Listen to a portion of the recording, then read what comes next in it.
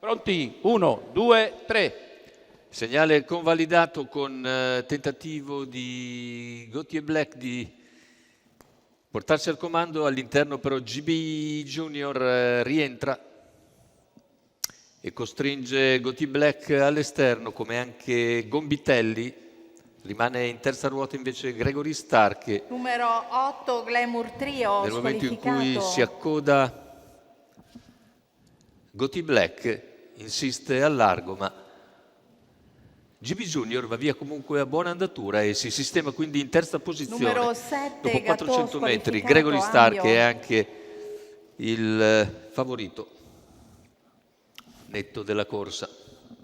Primi 400 che se ne vanno in 31 e 600 iniziali coperti nell'ordine del 45,7, andatura quindi sostenuta. Per il momento Gauthier Black rimane in seconda posizione avanti a Gregory Stark. Gombitelli che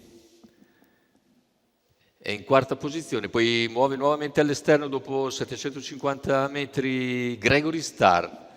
Raggiunge in seconda posizione Gauthier Black e punta dritto su GB Junior con in schiena Gombitelli. Più indietro restano gli altri superstiti. Intanto il giro viene coperto in 1,6,5 con Gregory Stark che va deciso su GB Junior.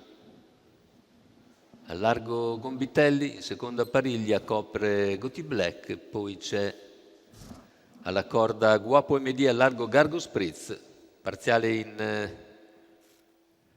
13,6 dice il cronometro ufficiale davanti alle tribune. E ora siamo a 600 dal palo con Gregory Stark che insiste su GB Junior. Dalla corda prova a muovere anche Gauthier Black in anticipo su Gombitelli. Numero Riesce. 10 Gargo Spritz. Intanto la squalifica per Gargo Spritz. Ancora si difende comunque GB Junior da Gregory Stark che insiste all'esterno.